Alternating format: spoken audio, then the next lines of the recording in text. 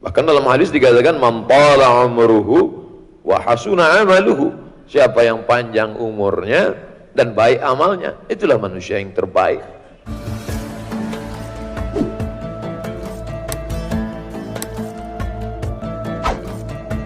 Silahkan, insya Allah pada waktunya saya akan memberikan kesempatan untuk tanya jawab, tapi saya sangat mohon untuk bertanya fokus kepada buku dan juga isi buku. Ya, dan tidak hari kepada ini pertanyaan-pertanyaan yang lain ya. Ya, hari ini kita bukunya pada buku yang ini. Ya. 35 kisah saat maut menjemput. Betul. Ya, kan ada dua sebenarnya, Betul. tapi yang hari ini kita perlu bahas buku yang ini ya, Bu-ibu. Siapa yang belum punya bukunya? Nah, udah punya, masuk sini harus Masih ada pegang bukunya. ini tahu ya. Ya Ustaz, Semua ya? udah ada. Coba Yang boleh sini tolong harus diangkat pegang semua ini. bukunya ke atas. Ada ya. Oke, Oke, baik. alhamdulillah. Baik, semoga Allah mudahkan antum untuk bisa punya bukunya ya. Pasti niatnya udah ada ya, tapi belum kebagian ya. Oke, insya Allah ya. Mungkin kita mulai dengan pertanyaan yang ringan kali aja ya. Silakan, apa Tadi tuh? malam kan kita lihat Ustadz ada di mana tuh Ustadz ya? Dumai. Dumai. Itu tadi malam Bu di Dumai. Hari ini sudah di sini kembali. 2 hari lalu nggak tahu, besok nggak tahu di mana lagi Ustadz yang lompat-lompat melulu ya, kita tahu ya Bu ya. Jadi saya kepikiran Ustadz tuh kapan bisa ada waktu untuk bisa bikin sampai jadi ada buku tuh gimana sih Ustadz ceritanya?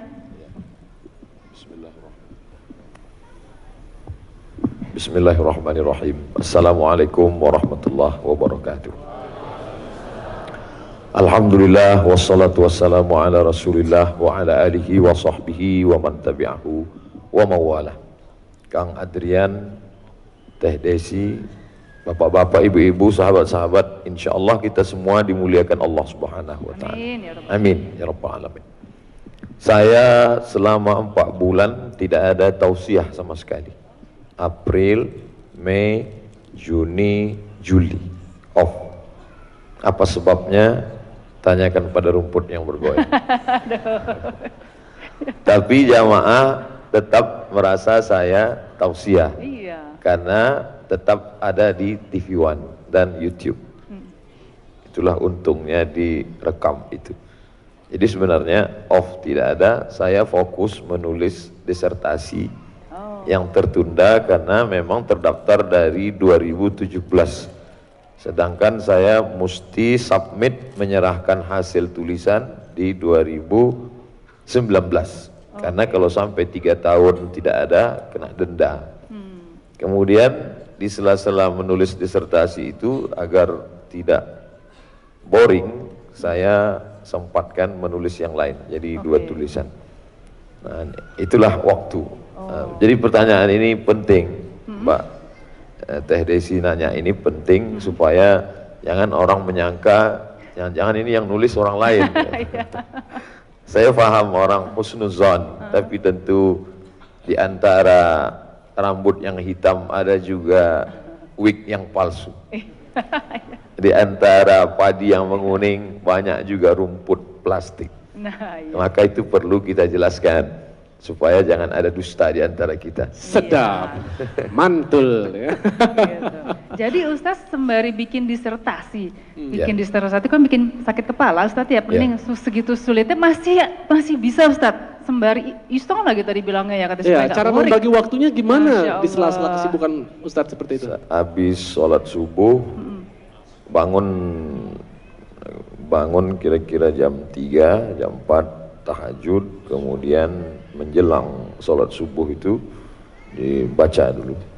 Habis sholat subuh langsung nulis apa yang bisa ditulis atau dibaca, difahami, tulis lagi sampai ke zuhur, lalu kemudian makan, sholat zuhur, habis itu ke asar. Saya kalau nulis aja, atau kalau jalan aja. Saya nggak bisa jalan sambil nulis. Nanti memang nabrak susah Ustaz, ya. hati-hati Ustaz. Ya. Karena kita dididik dulu kuliah begitu. Jadi di Al-Azhar liburnya itu bulan Juli, Agustus, awal September. Jadi selama 2,5 bulan itu ya kita pergi jalan-jalan ke pantai Alexandria, kemudian sewa cottage. Oh banyak uang ya Pak Ustaz? Enggak, satu cottage diisi 20 orang. Tidurnya berdiri jangan-jangan. Tidurnya kayak ikan sarden. Nanti dari dari Kairo kita bawa ada yang bawa beras, ada bawa telur ayam, bawa gula, cuman di dalam bag, disangka orang ini backpacker. Padahal Supaya nanti sampai sana nggak beli nasi. oh iya. Jadi Hemat memang ya. betul main bola, mandi segala macam. Tapi kalau udah serius belajar, September, Oktober, November, Desember, memang belajar terus. Televisi itu kita kasih selasiban isolatif. Oh. Di pintu tulis dilarang bertamu. Jadi pendidikan itu yang saya dapatkan. Nanti kalau sedang nulis, ya fokus nulis. Kalau sedang jalan, ya jalan. Masya Allah. Jadi pendidikan yang dulu di pesantren, di sekolah, di kampus, itu ternyata membentuk kita. Oke. Lalu apa yang menginspirasi UAS kok menulis buku mengenai maut? Jadi bulan Maret almarhumah emak saya meninggal dunia. Iya, benar. Saya masih punya cita-cita panjang. Waktu bulan Januari umroh bersama 2019, saya bilang, "Mak, jangan umroh dulu." Karena saya tidak mau bawa jamaah, tapi keluarga ikut. Nanti gimana nih, katanya mau umroh bersama, tapi lebih banyak ngurus keluarga gitu. Jadi saya bilang, jangan ikut dulu, nanti kita cari waktu luang, kita pergi umroh dengan keluarga saja. Jadi tidak dengan jamaah. Tapi mak saya tetap ngotot, saya pokoknya mau Januari. Saya berpikir umur dia masih panjang. Saya masih ingin bawa umroh, mau bawa jalan, mau banyak keinginan saya. Di situ saya berpikir saya lupa tentang mati. Nah, jadi setelah meninggal saya kaget. Hari Sabtu 16, hari Sabtu saya bawa beliau jalan, makan. Hari Ahad pagi saya pergi ke Madura. Hari Senin subuh saya dapat WA, ibu saya meninggal. Jadi saya terkejut, kaget, karena tidak ada sakit lama, tidak misalnya ada keluarga di ICU sempat melihat. Jadi ternyata ada sesuatu yang kita planning kita panjang, tapi dia datang tiba-tiba. Jadi saya ingin agar kawan-kawan, sahabat-sahabat tidak kaget sekaget saya. Jadi dengan baca buku ini, yang saya kesalkan kenapa saya tidak peluk dia begitu lama, kenapa saya tidak cium dia, kenapa saya tidak tidur di dekat dia, kenapa. Jadi banyak penyesalan. Jadi saya cuma ingin ketika orang baca buku ini, saya tidak ingin setelah baca buku ini lalu semuanya mau mati, bukan? Kita siap dengan kematian akan datang ke kita, ke keluarga kita, ke ibu kita, sehingga dengan itu tentu penyesalan ada, tapi setelah dia terjadi tidak terlalu banyak penyesalan, sehingga semuanya kita siap bahwa kita akan memikul satu sak semen 50 kilo, semua orang tahu, tapi beda antara orang yang siap dengan yang tidak siap. Kalau dia siap, coba letakkan saya siap, tapi kalau tidak siap, mentalnya, tulangnya itu. Jadi dengan baca buku ini bahwa dia pasti datang dan kita siap menghadapi. Itu saja sebenarnya.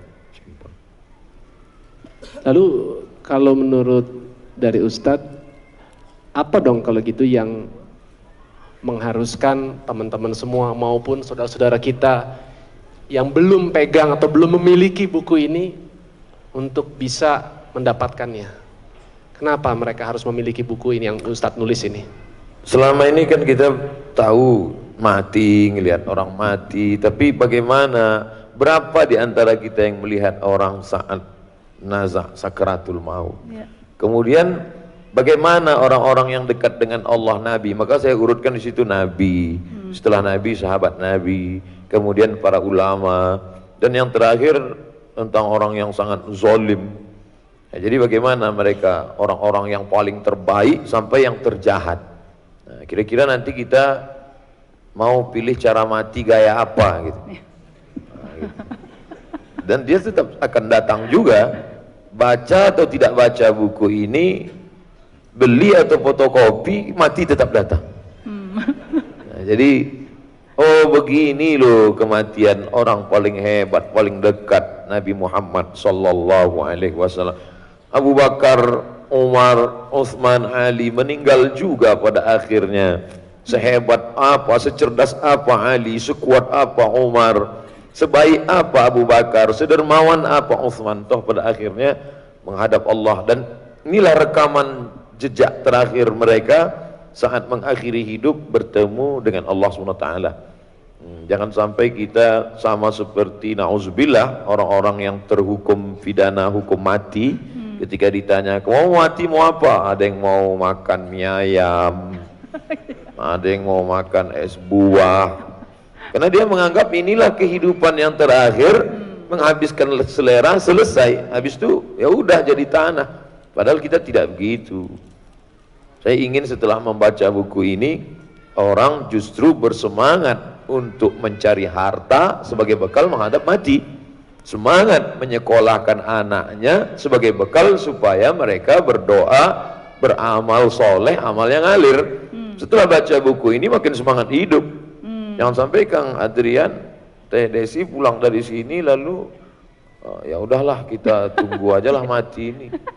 Pasrah gitu Bang. Pasrah, tidak begitu maksudnya. Iya. Yang selama ini bisnis, orientasi bisnisnya mau buat rumah, mau beli mobil baru, mau liburan, hanya sebatas itu saja.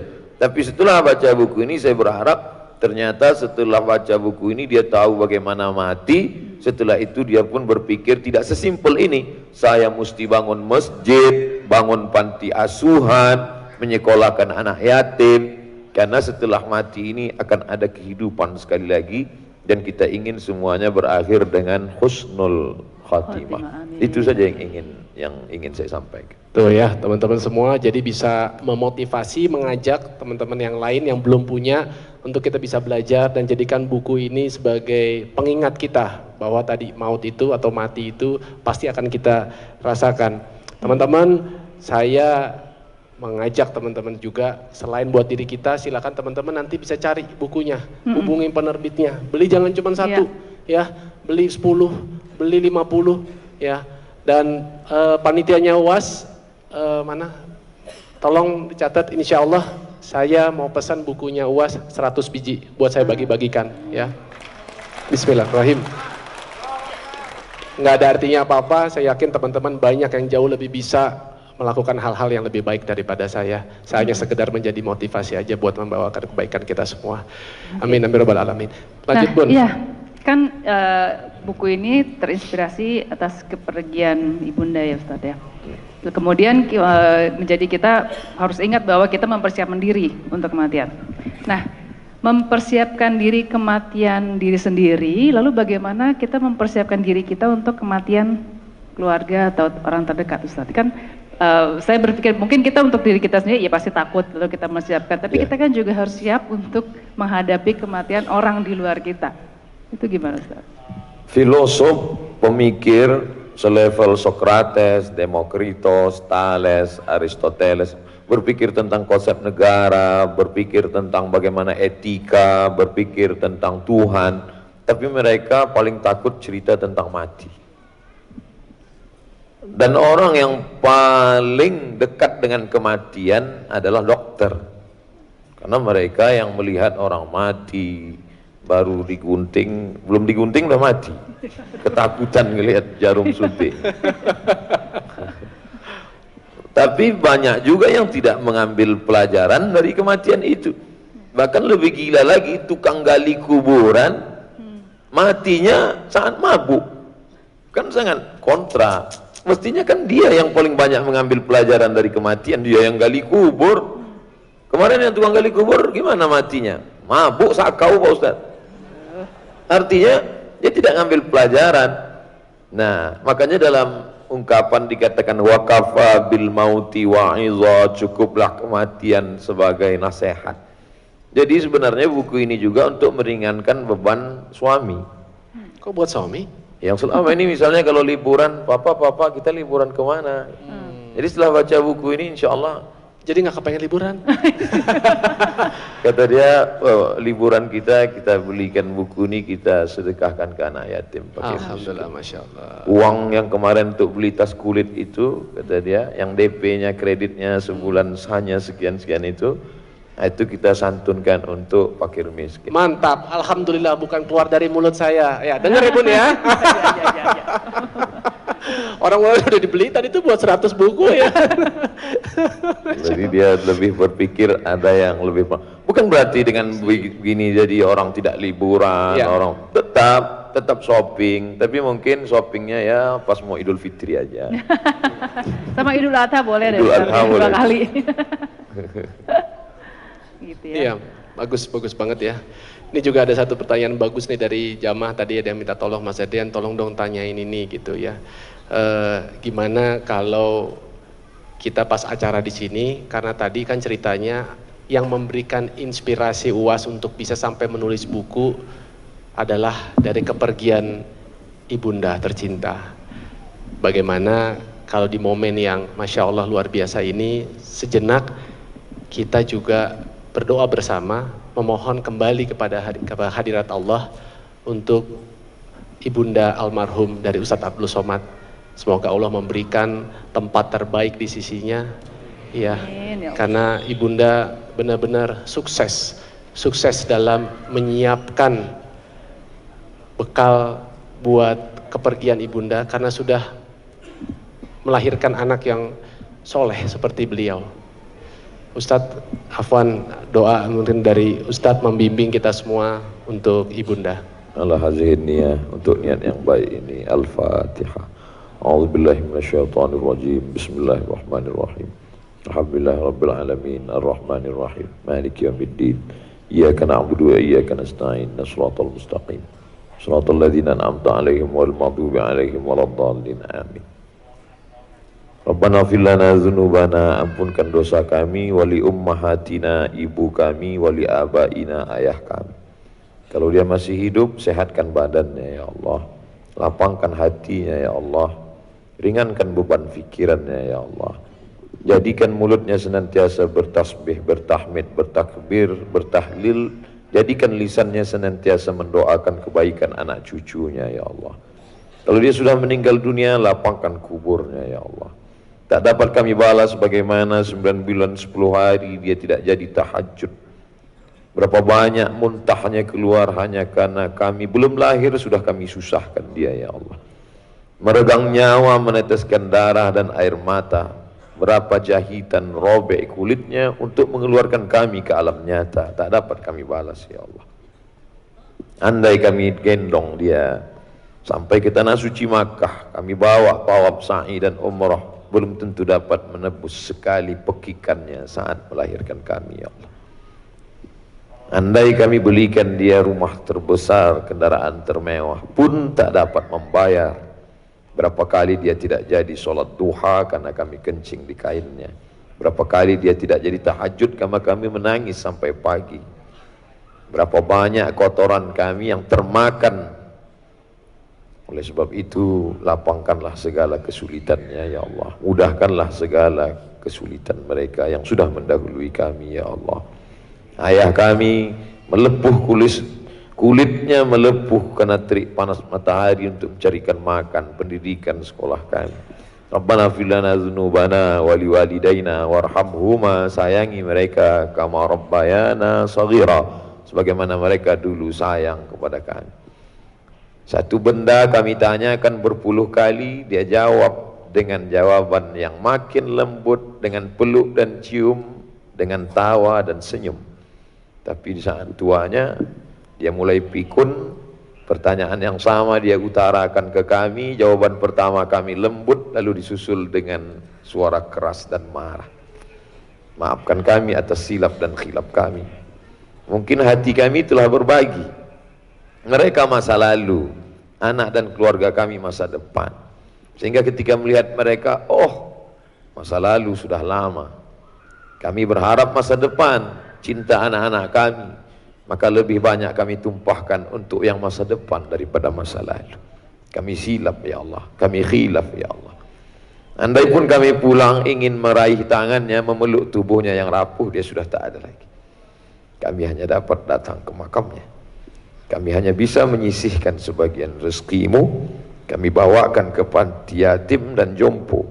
Saat melihat orang-orang jompo itu, kami tidak melihat orang lain. Kami sedang melihat lekuk kulitnya, kami sedang melihat rapuh tulangnya. Saat kami cium tangan orang tua, sebenarnya kami tidak mencium tangan orang lain, tapi kami sedang mencium tangan ayah dan ibu kami. Oleh sebab itu ya Allah, kami tak tahu setelah mereka pergi apakah kami akan berjumpa lagi. Setelah mereka tak ada, barulah terasa bahwa hidup hampa. Dulu semuanya diceritakan kepadanya, dari mulai keramaian, kesenangan, sampai tetesan air mata pun kami ceritakan padanya. Tapi setelah dia pergi, cerita tetap berlanjut di akhir sholat, bahkan di dalam sujud. Tapi tak lagi ada jawaban. Dulu ada jawaban dan doa, sekarang tak lagi. Allahumma la taj'alna minal mutakabbirin, jangan menjadikan kami orang yang angkuh sombong karena tak pernah menilai budi baik mereka di hadapan kami. Maafkan silap dan salah kami ya Allah.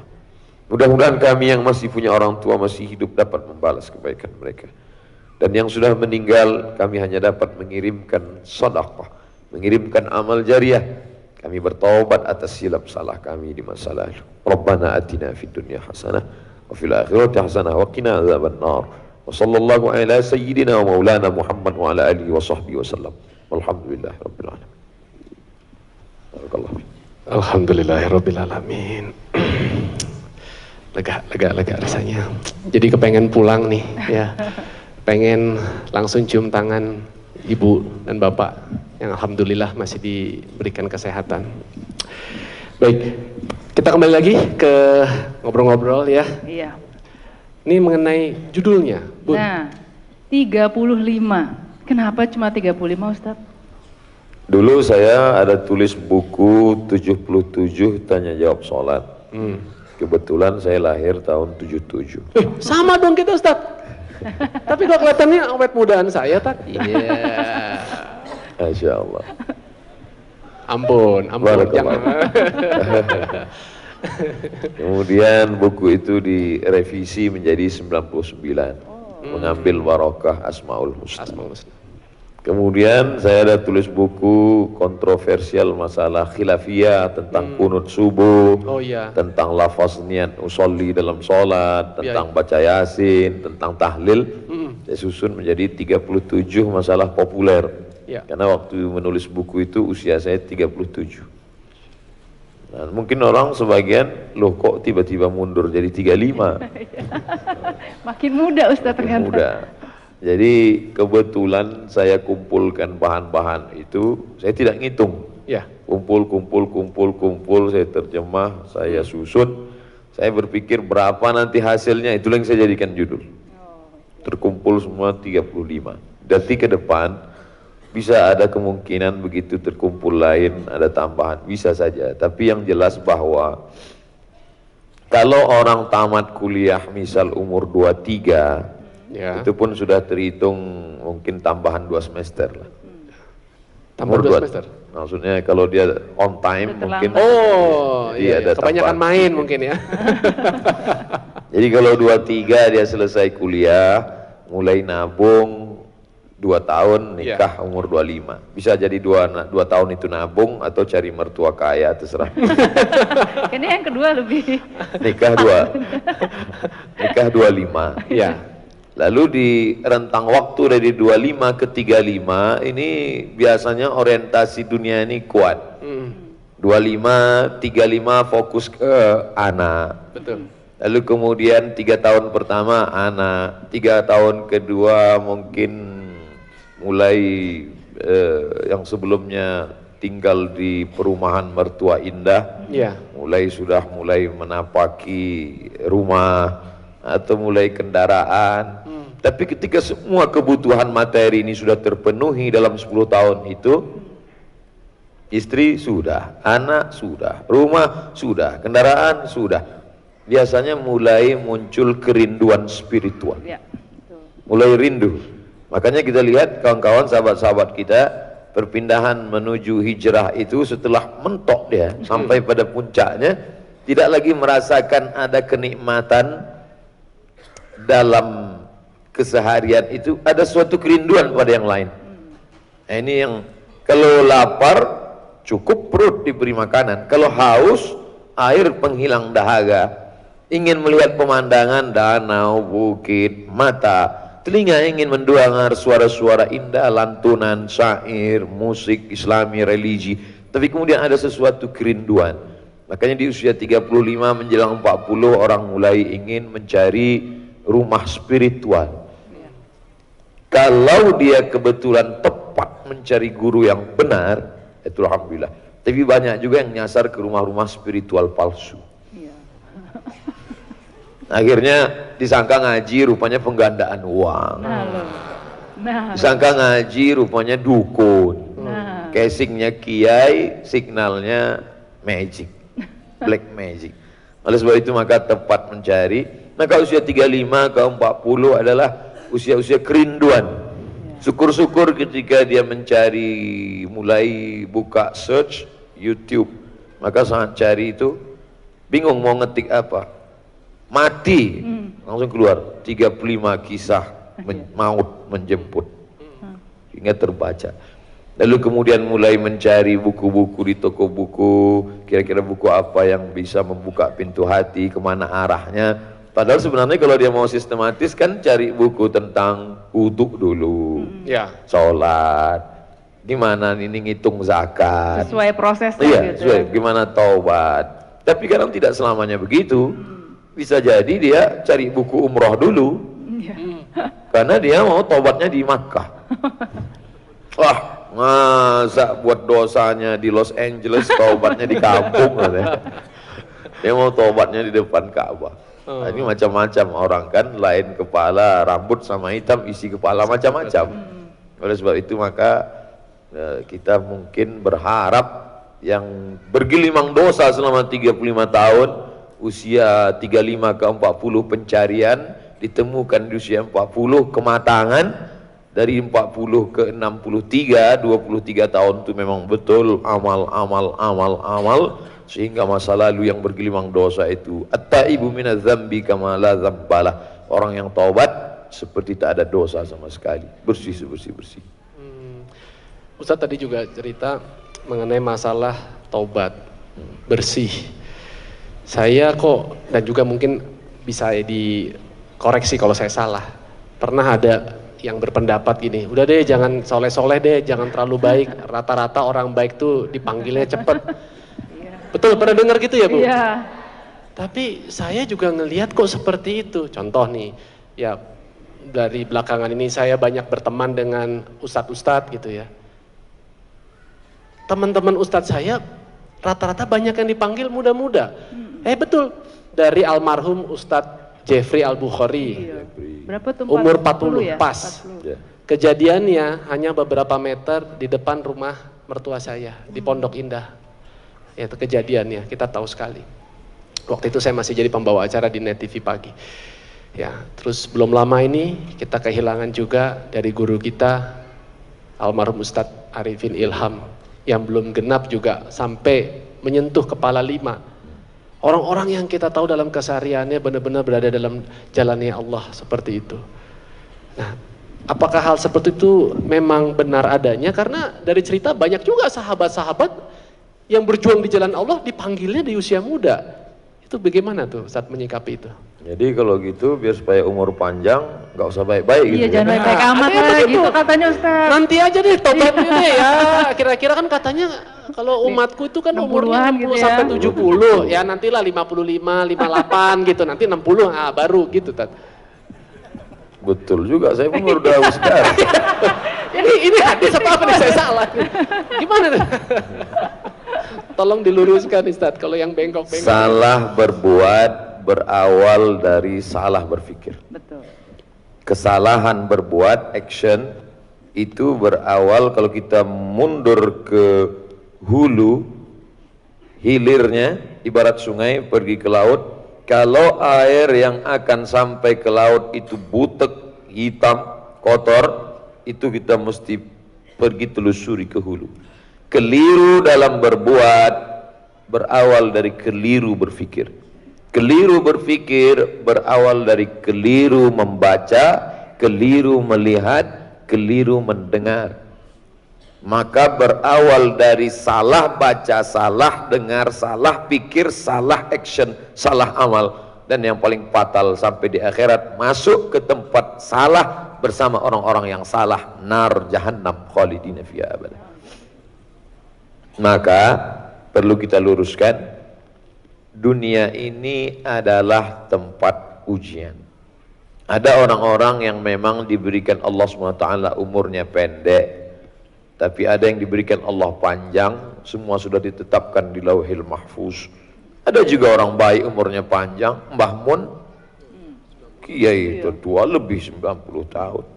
Dr. Mahathir Muhammad, pemimpin muslim disegani di seluruh dunia, bahkan Zakir Naik tetap dia bela sampai hari ini, umur 93 tahun. Bahkan dalam hadis dikatakan man tala umruhu wa hasuna amaluhu. Siapa yang panjang umurnya dan baik amalnya, itulah manusia yang terbaik. Adapun orang muda baik meninggal, Habib Munzir Al-Musawwa. Tapi berapa banyak juga anak-anak muda yang tidak sampai tua mati dalam keadaan su'ul khatimah, mati sakau, mati makan pil anjing gila.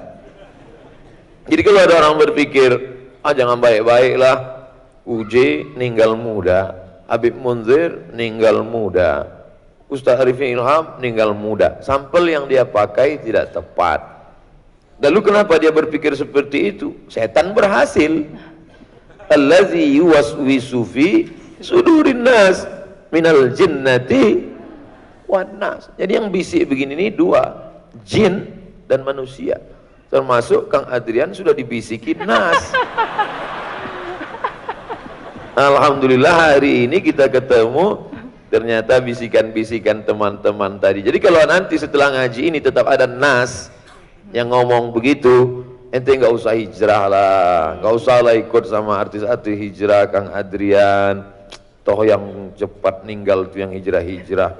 Maka bacalah ayat kursiku cepat-cepat, Allahul Qayyum la ta'khudhuhu sinatun. Karena bisikannya tidak kepada kebaikan.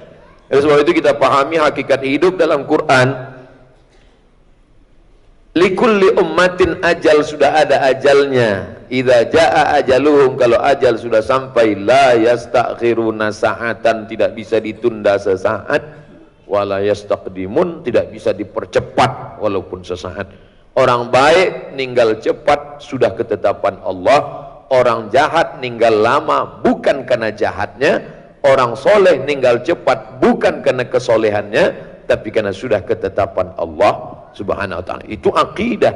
Makanya sebelum ibadah, sholat, zakat, puasa, haji, umrah, akidah yang pertama, keyakinan supaya jangan sampai salah mendengar, salah membaca, salah melihat, salah berpikir, dan salah beramal. Kenapa belum hijrah? Kalau cepat hijrah nanti cepat mati.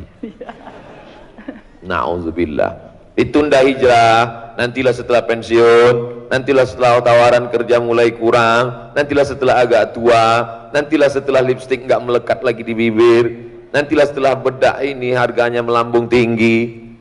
Tapi pada akhirnya rupanya ketetapan Allah. Berapa banyak orang mau bunuh diri nggak mati? Pergi ke dokter tanya, ibu dokter, pak dokter, pernah nggak nangani orang mau bunuh diri nggak mati? Sering kali pak ustadz. Buih mulut, nggak mati-mati. Ternyata mau minum racun, ini minum sampo, nggak mati. Berapa banyak orang gantung diri nggak mati? Ya ambil selendang, ikat, jatuh ke bawah, patah kayu, berat 125. Makanya sebelum bunuh diri, diet dulu. Disurvei dulu gitu Ustaz. Jangan dong Ustaz. Artinya apa? Ketetapan Allah Subhanahu wa ta'ala. Kenapa mereka pergi duluan? Menurut ilmunya Allah, orang ini lebih baik cepat pergi karena Allah sayang dengan dia. Kenapa orang ini bisa dipanjangkan umurnya? Menurut ilmu Allah, makin lama dia di dunia, makin banyak menebarkan manfaat. Ini orang, kalau dia lama di dunia, ini banyak orang yang akan tersentuh. Karena dia sekali ngomong, followernya banyak sekali. Amin. Kenapa? Karena dia artis hijrah. Makanya artis-artis hijrah ini panjang umurnya insya Allah. Amin. Jadi Kayaknya berdasarkan dalam nih. follower ya kayaknya Iya, ya. iya, iya, Oh, betul. iya, iya. Saya tambahin nih followernya ya kalau gitu ya. Amin ya Allah. Amin. Amin amin ya Allah. Nah Ustadz, jadinya buku ini baiknya tuh dibaca oleh siapa sih? Apakah untuk seluruh anggota keluarga termasuk anak-anak juga layak untuk baca? Atau kayak tadi Ustadz bilang ya, ya ini usia 35 ke atas deh? Atau gimana tuh? Kadang di kantor-kantor kan ada kultum tuh. Ya, kajian perkantoran gitu ya. Bahkan kemarin bapak-bapak dari kepolisian yang dapat tugas dari UN, United Nation, PBB, di perbatasan daerah konflik di Afrika Utara. Ustadz, tolong kasih kami bahan kultum, Ustadz.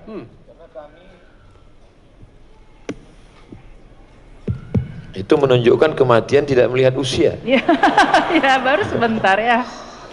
Tolong Ustadz kasih kami bahan untuk kultum Ustadz, karena kami di tempat konflik itu satu-satunya bergantung adalah dengan ibadah. Rupanya tentara, polisi yang utusan Indonesia ke daerah konflik itu mereka sholat subuh berjamaah, zuhur berjamaah, habis itu kultum. Nah, jadi kultum ini bisa kultum zuhur kisah pertama, kultum besok kisah kedua, kultum jadi cicil. Atau di masjid buat pengajian singkat, habis sholat subuh hari Ahad bahas kisah pertama, kisah kedua, kisah ketiga. Atau ibu dengan anaknya sebelum tidur malam, selama ini dia bacakan cerita, ya cerita tentang Pangeran Kodok, yang kita pun tak tahu entah apa manfaatnya, apa cerita di balik itu. Sebelum tidur diajak nyanyi, bangun balonku ada 5, rupa-rupa warnanya, merah, kuning, kelabu, merah, kuning, hijau Ustadz. merah, kuning, hijau, di langit yang biru. Dan ketika itu loh, saking lamanya masa kecil, ketika meletus balon hijau. Iya. Begitu banyak warna lain, kenapa mesti hijau yang meletus? Kenapa tidak merah? Kenapa tidak kan biasanya yang jahat itu hitam. Meletus balon hitam. Nah, Yang pakaian hitam bukan berarti jahat. iya. Baik, lebih baik pakaian hitam hatinya putih. Amin. Nanti yang pakaian putih pula tersinggung.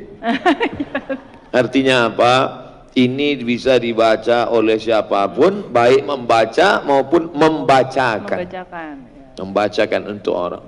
Pasien di rumah sakit, dia menyangka Allah tak sayang sama dialah yang satu-satunya yang paling. Orang sakit itu psikologisnya down. Ternyata setelah dibacakan, bapak sakit mau meninggal, Nabi aja meninggal. Iya. Sahabat-sahabat Nabi aja, mungkin dia baca udah nggak bisa. Kita ceritakan begini akhir kesudahannya. Begitu juga dengan orang-orang yang sombong, penguasa-penguasa, perlu juga dikasih hadiah ini. Orang yang baru nikah Pak Ustadz, kasih. Iya. Biar dia jangan menyangka kalau baru nikah malaikat maut lupa. Ini banyak orang salah sangka sekarang. Bagus. Wallahu a'lam. Nah kalau tadi, bentar ya udah dibilang banyak pertanyaan kalau saya mas soal ini Ustaz. Lanjut. Tadi kan misalnya kita membacakan buat anak-anak kayak itu Ibu ya, bisa aja kita dengan gaya kepada anak-anak. Lah kalau problemnya saya nih Ustaz, kemudian anak saya umur 4,5 tahun dia bertanya, mati itu apa sih Bun? Aduh, tanya ayahmu nak, jawaban saya begitu. Jadi menimbulkan pertanyaan, Allah tuh ada di mana Bun? Wah, saya jujur saya takut salah, apa saya harus WhatsApp Ustadz gitu untuk coba saya tanyakan jawabannya. Jadi gimana tuh tak kalau dalam Al-Quran digunakan istilah bilisani qaumihi, dengan bahasa kaumnya. Dengan bahasa kaumnya. Jadi dengan anak-anak kita tidak bisa seperti saya ngajar di kampus. Ketika misalnya anak-anak nanya, mati itu apa sih? Mati menurut etimologi adalah mati menurut terminologi juz 18 halaman 21. Nah, jadi simple, sederhana tapi mengena. Dan yang paling bisa menyampaikan ini adalah programmer. Tadi malam ada anak kecil duduk di dekat saya, nggak mau pergi, masih kecil. Terus dia bawa iPad-nya, dia main game. perempuan saya lihat masuk kamar mandi, kemudian mandi, kemudian setelah itu sisir rambut, kemudian itu saya tanya, ini bisa nggak dimainkan perempuan ini pakai mukena, sholat, baca yasin, bisa nggak? Padahal itu amat sangat bisa. Nggak ada Ustadz, nggak ada programnya. Bayangkan kalau game itu dilanjutkan oleh programmer kita, karena anak-anak yang seusia ini tidak bisa diceramahi oleh Ustadz. Andai di depan saya sekarang ada anak-anak, semuanya pasti ngobrol. Seru sendiri. Nah, serius sendiri. Oleh sebab itu amat sangat membantu, saya ajak adik-adik, programmer, anak-anak muda, kalian nggak perlu ceramah, nggak perlu kasih kultum, tapi buatkan dengan bahasa mereka, dengan game yang mendidik. Itu amal jariah yang tidak akan putus dengan kematian. Adapun Teh Desi untuk menjelaskan ke anak tentang masalah mati, simpelnya di dalam badan itu ada roh itu dalam diri sehingga yang membuat menjadi bernafas, Allah Ta'ala buat kita hidup. Apa sih ruh itu? Ya seperti HP mama ini di cas dia, nanti akhirnya dia lowbat, nanti lama-lama akhirnya 5%, akhirnya 1%, innalillah wa inna ilaihi raji'un. Habis dia kalau sudah mati itu MP4 nggak bisa, MP3 nggak bisa, dengar lagu nggak bisa, pokoknya habis sudah, dan nggak bisa dicas lagi sudah. Nah, jadi lebih banyak dengan contoh. Makanya Al-Quran seringkali ngasih contoh misal masalah sedekah. Seandainya Allah pakai bahasa simple, bersedekahlah kamu pahalanya banyak, cukup. Ustadz kalau sedekah pahalanya banyaknya, sedekah pahalanya banyak. Tapi Allah ingin buat kita lebih paham, dia gunakan bahasa kiasan. Kamathali habbah, satu biji, ambatat sab'a sanabil, tumbuh 7 bulir, 7 cabang. Wa fi kulli sumbulatin mi'atu habbah, dalam setiap cabang ada 100 biji. Langsung terbayang di benak kita, satu biji tumbuh 7 cabang, satu cabang ada 100, 1 kali 7 kali 100, 700. Sebenarnya Allah hanya ingin menjelaskan satu kata, banyak. Mati, itu juga. Gimana sih mati itu, Mak? Mati, udah mati, jangan tanya-tanya. Kejam sekali. Bisa kita contohkan matinya laptop, matinya handphone, sesuai dengan kemampuan dia. Yang penting pesan-pesannya sampai, insya Allah. Allahumma. Dan kita melalui buku ini bisa melihat bagaimana para sahabat Rasulullah dalam menghadapi kematian. Mungkin saya yakin teman-teman belum sempat membaca, Ustadz. Ada nggak yang sangat berkesan dari 35 ini, yang paling sederhana, cerita salah satu dari 35 itu, Ustadz, bagaimana para sahabat dalam menyambut kematian seperti itu, Ustadz? Orang selevel Abu Hurairah radhiyallahu an yang meriwayatkan hadis lebih dari 5.000 hadis. Satu di antara 7 sahabat yang paling banyak meriwayatkan hadis namanya Abdurrahman bin Sakhar Ad-Dausi, sebanyak 5.000 lebih. Dan dia pula sahabat panjang umur, hidup bersama Nabi SAW walaupun 3 tahun, tapi karena dia tinggal di Suffah dekat rumah Nabi, ikut makan dengan Nabi, jalan dengan Nabi, perang dengan Nabi. Dia bentangkan sorbannya supaya Nabi duduk tidak di atas pasir. Hafalannya paling kuat, tapi menjelang kematiannya tetap juga menangis tentang kekhawatiran dia apakah dia selamat atau tidak. Sedangkan kita tidak berjumpa dengan Nabi, meriwayatkan hadis hanya satu-satu, ilmu tidak banyak, amal tidak banyak. Abu Hurairah berzikir malamnya, dia buat tali, dia ikat simpul tali panjang, alfa uqdah, 2000 simpul. Dia tidak akan tidur sebelum memetik simpul tali ini 2000. Subhanallah, subhanallah. Tapi menjelang kematiannya tetap juga melelehkan air mata, khawatir takut tidak selamat di hadapan Allah. Nabi memang sudah jamin, man qala la ilaha illallah Muhammadur Rasulullah dakhalal jannah. Siapa yang mengucapkan la ilaha illallah Muhammad Rasulullah, maka dia tetap masuk surga. Jaminan dari Allah, ya. Allah menjamin semua kita ini selamat masuk surga. Amin. Amin. tapi dalam hati kita ada kekhawatiran, apakah aku ini masuk ikhlas tulus, apakah ibadahku ini diterima Allah. Jadi sebenarnya kita sedang mengukur bayang-bayang kita, sedang melihat diri kita jauh di bawah Abu Hurairah. Mestinya air mata kita lebih banyak menangis, mestinya kita lebih takut dan kita lebih bersemangat untuk beramal. Saya ambil contoh itu karena beliau salah satu yang banyak meriwayatkan hadis. Dan As-Saffah, salah seorang yang paling banyak dosanya, di akhir hidupnya itu kena laknat luar biasa, zalim, hobinya membunuh.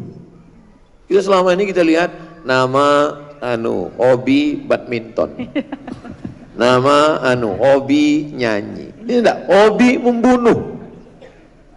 Di akhir hayatnya sakit dalam luar biasa, sakit. Akhirnya diikat daging pakai benang, maaf, dimasukkan ke dalam duburnya, dibiarkan beberapa menit, dicabut lagi, daging itu penuh dengan ulat.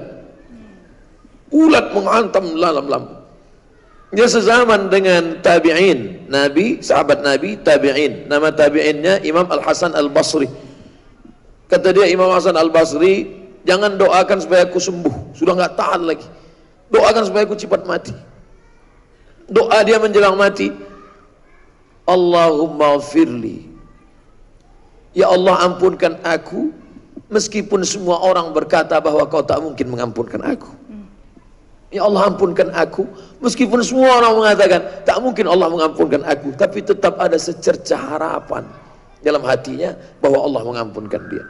Jangan pernah berputus asa, walaupun kita pernah salah, pernah silap, paling tidak di akhir-akhir ujung-ujung usia kita itu, bahwa usia tidak bisa ditambah, tidak bisa dikurang, tapi ada yang bisa dirubah adalah bagaimana kita menjalani sisa-sisa usia yang dititipkan Allah Subhanahu wa taala. Orang-orang yang kita jenguk di rumah sakit, kita tidak merubah jadwal kematian dia. Kita tolong dia, kita bantu dia, kita tidak merubah jadwal kematian dia. Yang kita rubah adalah bagaimana kualitas hidup dia menjelang mati itu lebih baik atau tidak. Itu saja. Maka ketika kita melihat orang sakit, kita bawakan makanan, kita tenangkan pikirannya, dia tetap mati juga. Maka jangan kita stres. Kita, Ustadz, ya, yang Ustadz jenguk di ICU kemarin mati. Waduh, tidak. Tapi paling tidak dengan kedatangan kita ke sana, hidup dia itu berkualitas. Itu sebenarnya yang ingin kita sampaikan dengan bercerita tentang kematian, dan kita siap juga menyiapkan orang lain. Andailah semua orang takut tentang kematian ini, saya kira KPK tidak terlalu sulit kerjanya. Iya ya. Ustaz, jadi kalau umpamanya misalnya ada sanak keluarga kita, ya teman, sahabat yang katakanlah sedang dalam keadaan yang sakratul maut, apa buat kita ini yang dalam keadaan sudah hadir di sini, sudah mendapatkan banyak nasihat-nasihat dari Ustaz yang kita bisa bantu atau lakukan kepada mereka yang tadi sudah mungkin akan dipanggil terlebih dahulu? La tuqra'u fi amrin asirin illa yassarahullah. Kalau dibacakan pada perkara, urusan, masalah yang sulit dan susah, maka Allah akan memudahkan. Termasuklah susahnya sakaratul maut menjadi mudah, menjadi ringan ketika dibacakan surat ini. Kata Imam Abul Fida Ismail Ibnu Katsir dalam tafsir Qur'anil Azim, dalam muqaddimah surat Yasin, membacakan surah Yasin. Di ruang ICU, di rumah sakit, izin sama perawat, bacakan Bismillahirrahmanirrahim, Yasin wal Qur'anil Hakim, innaka laminal mursalin ala siratim mustaqim tanzilal azizir rahim. Meringankan dia. Kemudian orang yang berada di sekelilingnya itu semuanya berzikir. Anaknya, mantunya, temannya, sahabatnya, atasannya, kawannya, semuanya berzikir. Ada zikirnya salawat, ada zikirnya tasbih, ada zikirnya tahmid, ada zikirnya tahlil, ada zikirnya la haula wala quwata illa billah. Semuanya berzikir tenang. Ada satu orang yang membisikkan ke telinga sebelah kanan talqin, la ilaha illallah. Satu baca Yasin meringankan, yang lain berzikir Sekarang kita lihat tidak begitu. Yang satu nangis, mama. Yang satu lagi moto. Oh ya. Nah, iya tuh zaman sekarang. Gimana ya? Orang mau sakratul maut masih sempat lagi. Ya. Gimana? Oleh sebab itu ini penting. Karena banyak orang yang mempersiapkan nikah. Ya, Banyak. pasti. Banyak orang yang mempersiapkan walimah. Bahkan ada IO-nya. Hmm. Event organizer untuk nikah dan walimah. Iya. Tapi IO mati. IO menyediakan sakratul maut. Wah. Peluang bisnis tuh. Kita tidak mau buat IO itu. Kita cuma mau semua ini dilaksanakan oleh keluarga. Di mana Sayyidina Ali, di mana Abdullah bin Abbas, di mana Fadl bin Abbas, di mana Sayyidina Al-Hasan, di mana Sayyidina Al-Husain.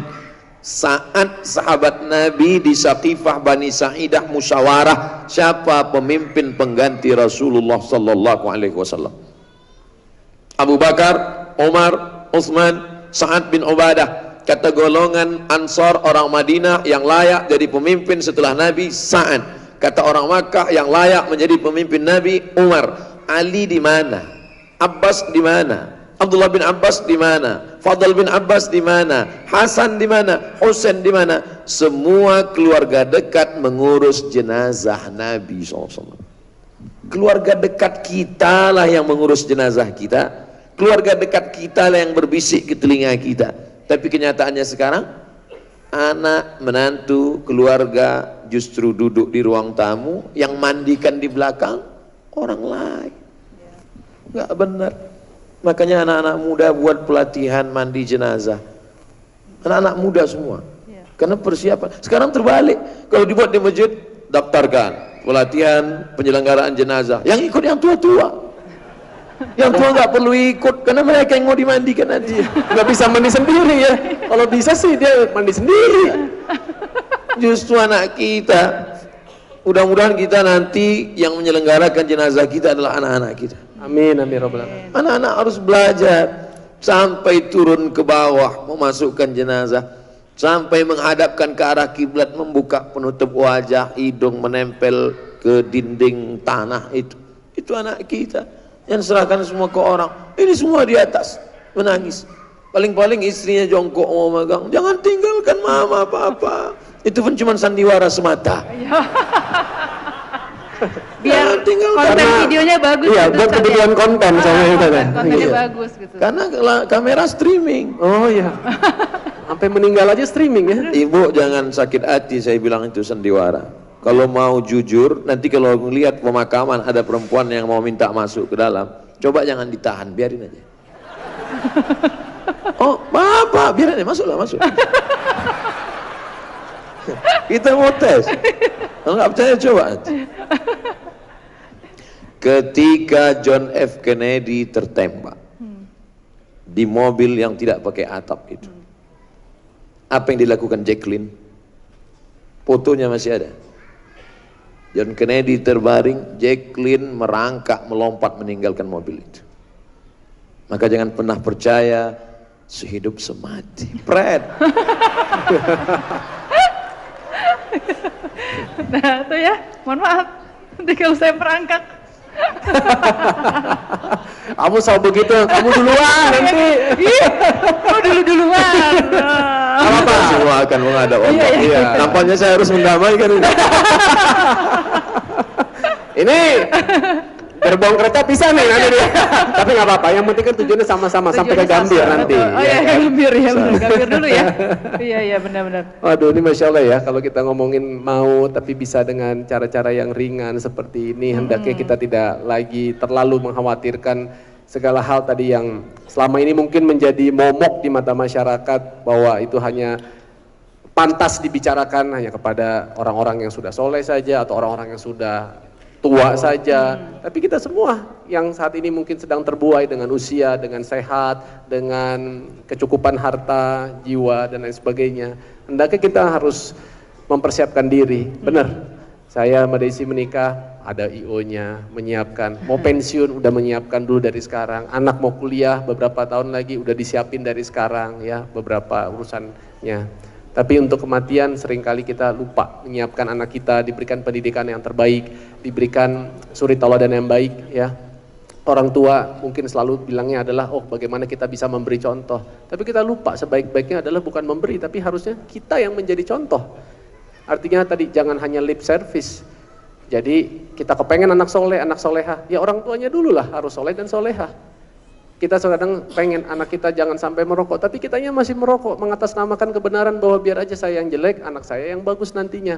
Nggak bisa lah seperti itu. Karena anak ya itu pasti sangat merekam dari apa yang kita lakukan. Ibaratnya kalau otak itu ya seperti sponge. Semakin muda dia, semakin kecil dia akan semakin mudah untuk menyerap apa yang dia ketahui dia lihat. Karena dia belum terkontaminasi dengan hal apapun. Kira-kira kan seperti itu, Ustaz.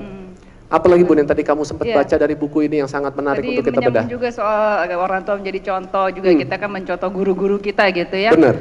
Nah, yang bikin buku soal kematian bukan Ustadz aja nih Ustadz ya, masih ada yang lain buku-buku soal kematian lain. Nah, ini spesialnya apa Ustadz?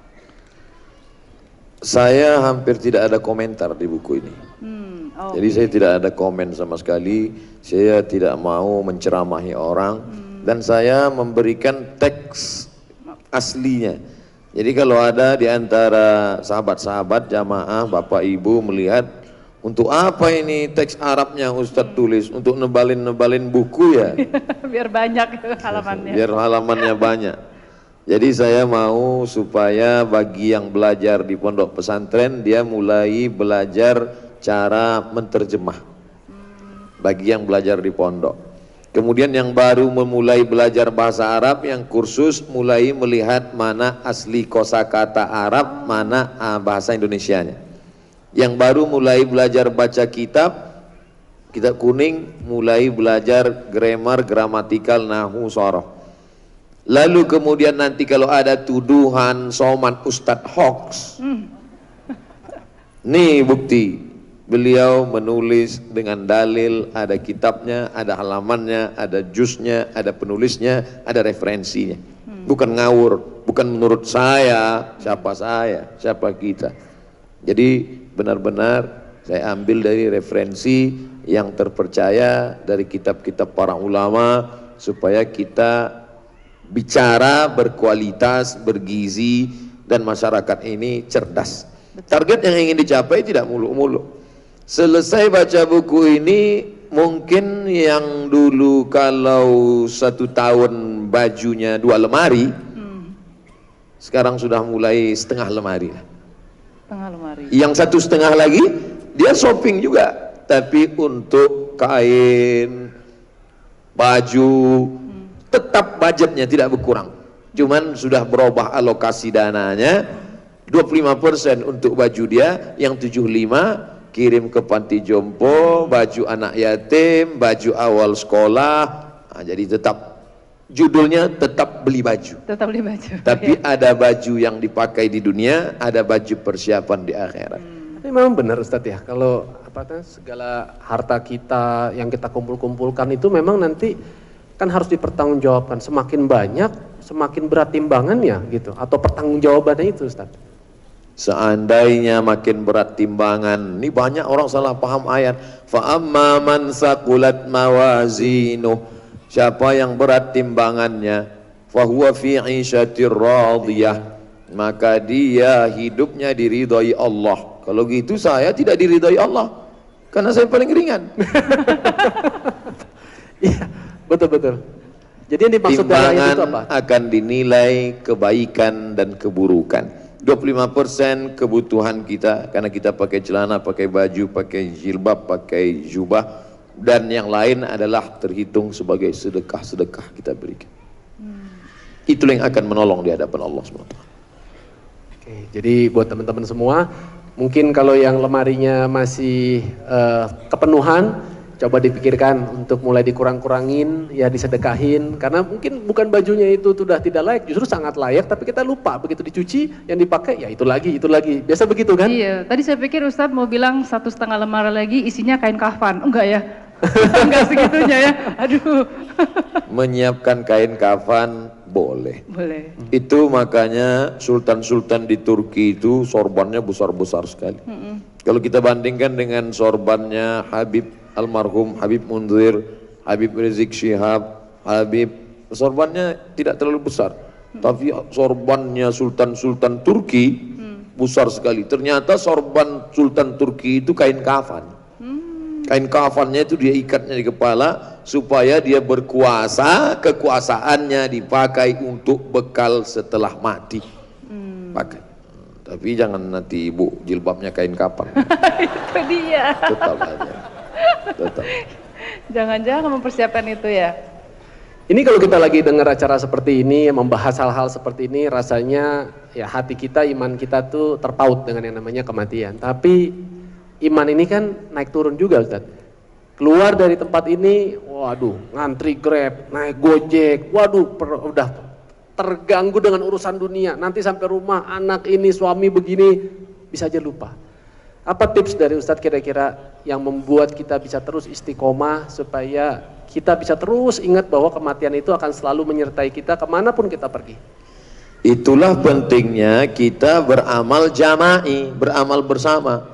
Sehingga terwujud komunitas Gojek syar'i, komunitas bakso syar'i, komunitas rumah makan syar'i, komunitas mall syar'i, sehingga nanti segala aktivitas kita semuanya nilai syar'i. Bukunya syar'i. Pulang dari sini naik Gojek, Gojeknya syar'i. Gimana Gojek syar'i itu Pak Ustaz? Gimana ya, sambil mikir. Lalu kemudian ketika kita nanti belanja ke tempat perbelanjaan syar'i, sampai akhirnya secara total 24 jam semuanya bernilai syar'i. Walaupun nampaknya kita terpisah-pisah, tapi bahwa iman naik turun, ya. Datang sahabat Nabi menjumpai Nabi Muhammad sallallahu alaihi wasallam. Ya Rasulullah, kami kalau duduk dengan engkau iman kami terasa full, tapi begitu kami pulang ke rumah bercanda dengan keluarga di rumah, kenapa tiba-tiba kami merasa lemah? Apa kata Nabi? Lau kuntum kama kuntum lasafahatkumul malaikah. Seandainya iman kamu di depan aku ini begitu terus tidak turun-turun, malaikat akan turun bersalaman dengan kamu. Artinya sahabat yang selevel sahabat Nabi saja imannya begitu, apalagi sahabat UAS. Jadi ini manusiawi. Tinggal lagi kita memilah-milih kira-kira aktivitas kita ini mau syar'i atau tidak. Nonton acara, acaranya syar'i. Nonton YouTube, YouTube-nya syar'i. Nonton acara film, filmnya syar'i. Teman-teman kita sudah mulai membuat itu. Baca novel, novelnya syar'i. Ketika cinta bertasbih di bawah mihrab cinta, nanti keluar ketika cinta bertalqin. Jadi sehingga nanti total semuanya bernilai syar'i insyaallah. Amin. Itu ya, sekaligus juga untuk sebagai pengingat bahwa dalam hati ini memang mungkin dalam keseharian kita belum benar-benar menunjukkan keberpihakan kita kepada sesuatu yang sifatnya syar'i.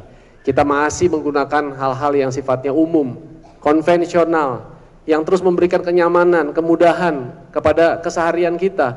Padahal tugas kita sebagai umat muslim adalah mengedepankan adab-adab, akhlak-akhlak, dan juga apa yang memang Allah sudah gariskan, yang insya Allah itu akan memberikan keselamatan kepada kita dunia dan akhirat. Jadi teman-teman, pada saat kita berhijrah, ya artinya bukan hanya hijrah dimaknai perpindahan tempat. Kalau zaman dulu ya Nabi dari Mekah ke Madinah, karena pada saat tantangan menghadapi dakwah yang sulit, kemudian Nabi pindah. Itu pun juga kalau nggak salah Nabi itu dalam waktu berapa ya? Kalau nggak salah 10 tahun, hanya berapa jumlah sahabat? Kalau nggak salah itu hanya belasan ya Ustadz ya. Coba perjuangan ya, setelah Nabi umur 40 tahun, kemudian akhirnya mendapat wasiat kenabian, perjuangan seperti itu.